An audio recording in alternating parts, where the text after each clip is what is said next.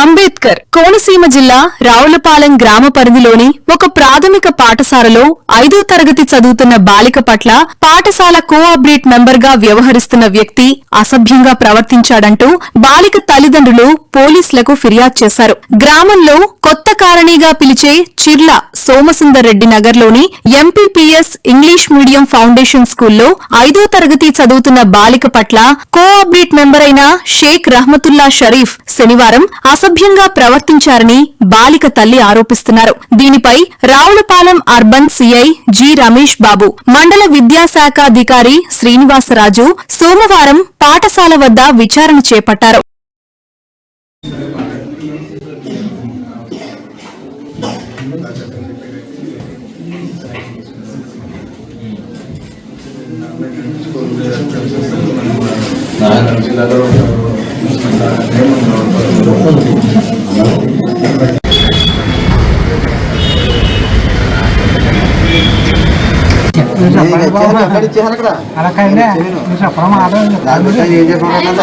నాయం చేస్తే చేస్తారా లేదంటే తర్వాత మీద ఇవ్వాల్సి వస్తారు. అది దివ్య, మా పిల్లలు 5th క్లాస్ చదువుతుంది. సరిపడిన అబ్బాయి రోజు వస్తాడంటండి. రోజు వచ్చి స్కూల్ చెక్ చేస్తాడంట. షూ వేసుకుంటున్నారని అడుగుతున్నాడంట.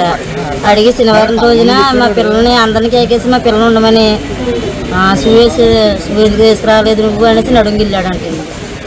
నడుంగిల్తే మా పిల్లలేమో ఇలాగా చెయ్యొద్దండి అంకులు, మీరు ఎప్పుడు ఎలాగే వేస్తున్నారు అనేసి అన్నదంట. కొత్త కాలనీకి వస్తాడు అతను. ఇక్కడ బోర్డు స్కూల్ కూడా రోజు వస్తా ఉంటారంటండి. అయితే అందులో 10 మంది పిల్లల్ని పిలిచాడంటండి అతను. 10 మంది పిల్లల్లో 9 మంది పిల్లల్ని పంపించేశాడంట. పంపించేసి ఒక పాపనే ఉంచారంటండి. ఒక పాపను ఉంచితే అంకులు నన్ను ఎందుకు ఆపారని ఈ పాప అడిగిందంటండి. అడగగానే నువ్వు షూ ఎందుకు వేసుకోలేదు అనేసి అడిగాడంటండి. అడిగితే నాకు షూ ఇంటికాడ వదిలేసాను అంకులు, ఈరోజు శనివారం కదా అని పాప చెప్పిందంటండి. చెప్పగానే నువ్వు అనేసి ఇలా బొగ్గులై పట్టుకొని టచ్ చేసి బెడ్ టచ్లే చేస్తున్నాడంటండి. అంకులు నువ్వు ఇలా టచ్ చేస్తే అత్తమాటలు మా అమ్మని తీసుకొస్తాను, మా అమ్మతో చెప్తానని అమ్మాయి అందంటండి. అనగానే ఇది ఏం చేశానని టచ్ చేశానని చెప్తావనేసి ఇతను అన్నాడంటండి. బెడ్ టచ్లు చేస్తున్నావు కదా అయ్యే చెప్తాను మా అమ్మతో అనేసి అనగానే సరే అయితే చెప్పు నేనేం చేశాను నేను చెప్తాను అనేసి అతను అన్నాడంటండి. అనగానే ఈ అమ్మాయి శనివారం సాయంత్రం మా ఇంటికి వచ్చిందండి. మా పిల్లలతో ఆడుకుంటాకి వచ్చి అక్క ఇలాగా ఇతను బెడ్ టచ్లు చేస్తున్నాడు, ఒక అతను అంటే ఎవరమ్మా అంటే ఇలా కలిపి ఒక అతను ఉన్నారు, స్కూల్కి వస్తూ ఉంటారు, రోజు వస్తారు అంటే రోజు టచ్ చేస్తున్నాడు అంటే రోజుగా మొన్న శనివారం చేశారు, నాలుగో తరగతి నుండి స్టార్టింగ్ అప్పటి నుంచి టచ్ చేస్తున్నారు. నేను చెప్పలేదు అమ్మ కోసం భయపడి అమ్మ తిడతాదని చెప్పేసి అనేసి భయపడి చెప్పలేదు అనేసి అందండి అమ్మాయి. అంటే అలాగే వాళ్ళ పెద్ద పాపకు కూడా చెప్పిందంటండి. వాళ్ళ పెద్ద పాప చెప్తే వాళ్ళ పెద్ద పాప వెళ్ళి ఈరోజు ఈవిడికి చెప్పిందంటండి. వీడు చెప్పగానే ఈవిడ ఈరోజు స్కూల్ కాడికి వచ్చి స్కూల్లో అడిగిందంటండి. అడిగితే అతను కూడా రప్పించారంటండి సార్లు ఎవరో.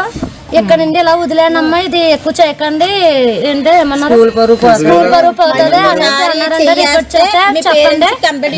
చెప్పండి అనేసి అన్నారంటండి. అనగానే అతను అన్నారంటే తెలియక ఏదో టచ్ చేసి ఉంటానండి, వదిలేండి ఇక్కడ నుండి మళ్ళీ స్కూల్ కాడికి రాను మళ్ళీ రిపీట్ చేయను అని చెప్పేసి అతను అన్నారంటే.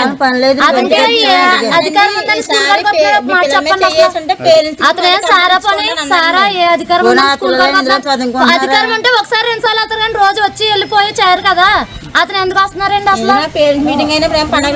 ఆ మీటింగ్లు కంటారా సజీవ అందరితో సార్లతో పాటు వస్తా ఉంటారు.